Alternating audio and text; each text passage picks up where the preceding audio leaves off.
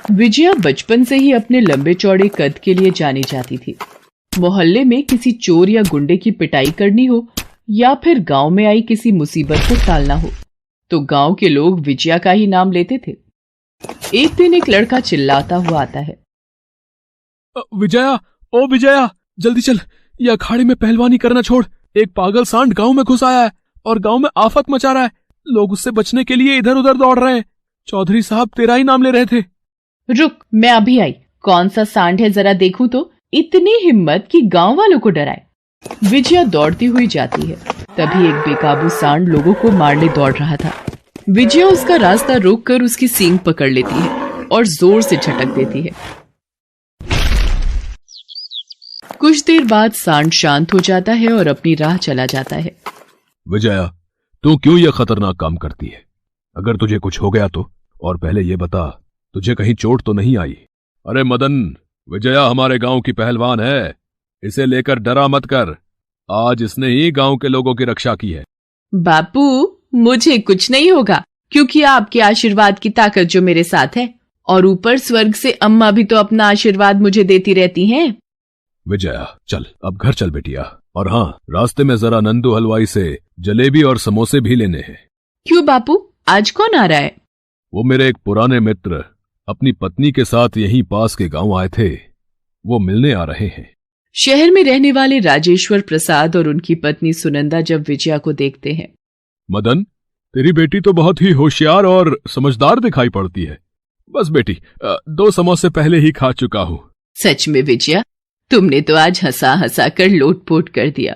सुनो जी, मैं तो चाहती हूँ विजया की खिलखिलाती हंसी यदि हमारे घर को भी हंसा दे। क्यों जी? अब मैं कुछ समझा नहीं भाभी जी। मदन, हमें तुम्हारी बेटी विजया बहुत पसंद आई है। हम अपने बेटे सौरभ के लिए तुम्हारी बेटी विजया का हाथ मांगते हैं। ये तो हमारे लिए बहुत सौभाग्य की बात है राजेश्वर प्रसाद जी। विजया, सुना तूने, पर अब विजया की कदकाठी को देखकर बहुत से लड़कों ने मना कर दिया। क्या सौरभ इस रिश्ते के लिए मानेंगे? सौरभ इस रिश्ते के लिए जरूर मानेगा, आखिर वो खुद एक बहुत बड़ा बॉक्सिंग चैंपियन है। विजया की शादी सौरभ से हो जाती है और वो शहर आ जाती है। सुनंदा जी, बहू तो तुम बिल्कुल सौरभ बेटे के टक्कर की लाई हो। बेटा बॉक्सर है और बहू देखने में बिल्कुल पहलवान। आंटी जी, मैं सिर्फ देखने में ही पहलवान नहीं हूँ, बल्कि अपने गांव की मशहूर पहलवान हूँ मैं। वहाँ हर कोई मुझे पहलवान विजया कहकर ही बुलाता है। अच्छा, तो तुम पहलवान बहू लाई हो सुनंदा? पहलवानी तो विजया का शौक रहा है बचपन से, इसने मुझे बताया था। गांव में पहलवानी की बहुत सी प्रतियोगिताएं भी जीती हैं विजया बहू ने। साथ ही साथ बहुत संस्कारी है हमारी विजया। इसे बहू रूप में पाकर हम बहुत खुश हैं। सुनंदा को विजया की तारीफ करते देख मोहल्ले की औरतें चुप हो जाती हैं। उनके जाने के बाद सौरभ सुनंदा से कहता है, माँ, विजया कोई पहलवान नहीं है। ये गांव के लोग ना किसी को भी पहलवान समझने की भूल कर देते हैं। जरूर इसकी कद काठी को देखकर गांव के लोग धोखा खा जाते होंगे। और ये थोड़ा बहुत वजन उठा लेती है, मिट्टी में थोड़ी बहुत ताकत लगाकर गांव की कुछ लड़कियों को हरा दिया तो उससे कोई पहलवान नहीं बन जाता। असली पहलवान तो हमें कितना वजन उठाते हैं, कितनी बॉक्सिंग करते हैं, पसीना बहाते हैं। सौरभ, विजया तेरी पत्नी है, उसका ऐसे मजाक नहीं बनाते, उसे दुख होगा। कोई बात नहीं माँ जी, सौरभ सही कह रहे हैं। मैं तो गांव की एक मामूली सी पहलवान हूँ और ये तो बहुत बड़े बॉक्सर हैं, तो मुझ में और इनमें फर्क तो होगा ही। मैंने कभी किसी से पहलवानी सीखी नहीं, बस शौक था इसलिए खुद से ही सब कुछ सीखा है। और इन्होंने तो बड़े बड़े ट्रेनर से बॉक्सिंग सीखी है। ये बॉक्सिंग में माहिर हैं। और माँ जी, मैं आपकी नजरों में पहलवान हूँ। आपने सबके सामने मेरी इतनी तारीफ की तो मेरे लिए यही काफी है। सौरभ को अपने ऊपर बहुत घमंड था।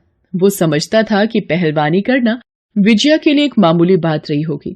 3 महीने बाद सौरभ का एक बहुत बड़े मंच पर बॉक्सिंग मैच होने जा रहा था। सौरभ उस मैच को लेकर बहुत उत्साहित था और उसी की तैयारियों में लगा हुआ था।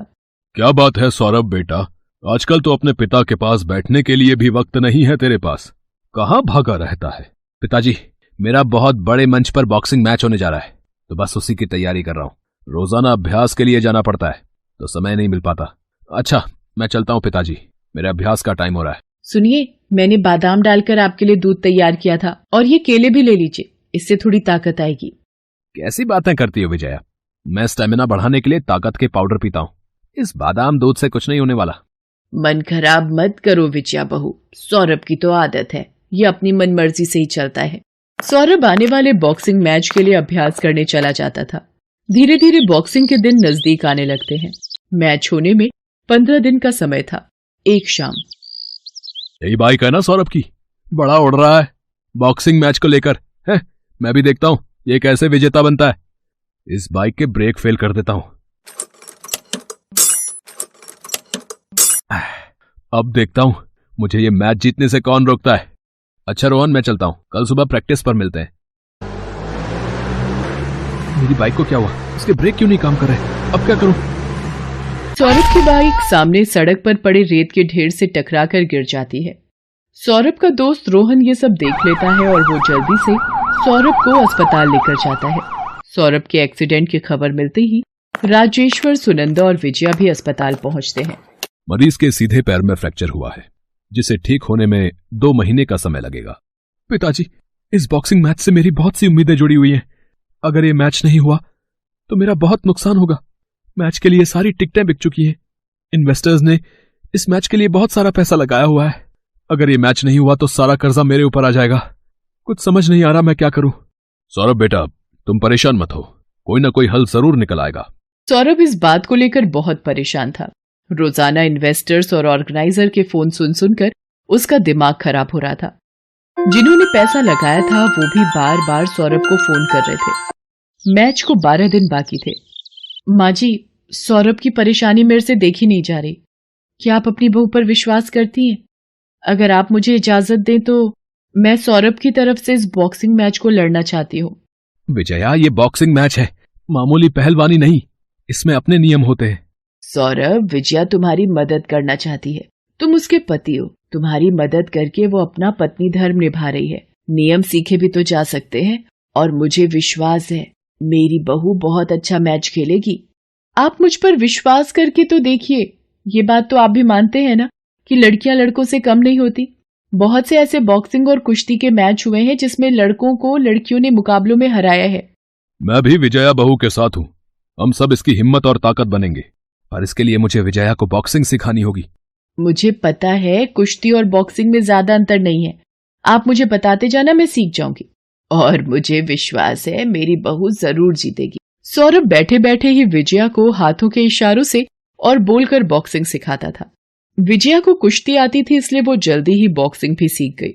और वो दिन आ गया जब विजया का बॉक्सिंग मुकाबला रंजीत के साथ हुआ। तू लड़की होकर मेरे से लड़ेगी? तुझे तो मैं मिनट में ही ढेर कर दूंगा। तेरे पति को तो मैं पहले ही बाइक में ब्रेक फेल करके रास्ते से हटा चुका हूँ। अब तेरी बारी है। ये मुकाबला तो मैं ही जीतूंगा। क्या तूने मेरे पति का एक्सीडेंट कराया, कमीने? मेरे पति का सपना था ये मुकाबला जीतना। उनके सपने को मैं पूरा करूंगी। तेरे जैसे बेईमान धोखेबाज को हराकर ये मुकाबला मैं ही जीतूंगी, क्योंकि भगवान भी मेरे साथ है और मेरे सास ससुर और पति का विश्वास मेरे साथ जुड़ा है। रंजीत और विजया के बीच बॉक्सिंग मुकाबला शुरू हो जाता है। विजया डटकर रंजीत के हर वार का मुकाबला करती है। वो गांव में की जाने वाली पहलवानी को भी याद करती है। सौरभ के द्वारा सिखाई गई बॉक्सिंग की तकनीक के द्वारा विजया लगातार रंजीत से लड़ रही थी। सौरभ व्हीलचेयर पर बैठा हुआ विजया को प्रोत्साहित कर रहा था। सुनंदा और राजेश्वर भी विजया को प्रोत्साहित करने में उसका साथ दे रहे थे। और आखिरकार अपनी हिम्मत और ताकत के साथ साथ अपनी सूझबूझ से रंजीत को हराकर विजया बॉक्सिंग मैच जीत जाती है। विजया, तुम नहीं जानती आज तुमने मेरे लिए क्या किया है। Thank you so much Vijaya. आपके साथ 7 फेरे लिए हैं तो अपना फर्ज कैसे भूल जाऊंगी जी। अभी एक काम और करना है। पिताजी, पुलिस को बुलाकर रंजीत को जेल भी भिजवाना है। इसी ने सौरभ का एक्सीडेंट करवाया था। आज की विजेता ट्रॉफी की हकदार विजया को मैं स्टेज पर आमंत्रित करना चाहूंगा। विजया जी, आपको ये प्रेरणा कहां से मिली? बचपन से ही पहलवानी का शौक रहा है और इस बॉक्सिंग मैच को जीतना मेरा धर्म था। मेरी प्रेरणा मेरे पति, मेरी सासू माँ और ससुर जी हैं। मैं भगवान का दिल से शुक्रिया करना चाहूंगी कि मुझे हर जन्म में ऐसी ही ससुराल मिले। और सब लोग तालियां बजाकर विजया को सम्मान देते हैं। विजया की आंखों में खुशी के आंसू छलक जाते हैं।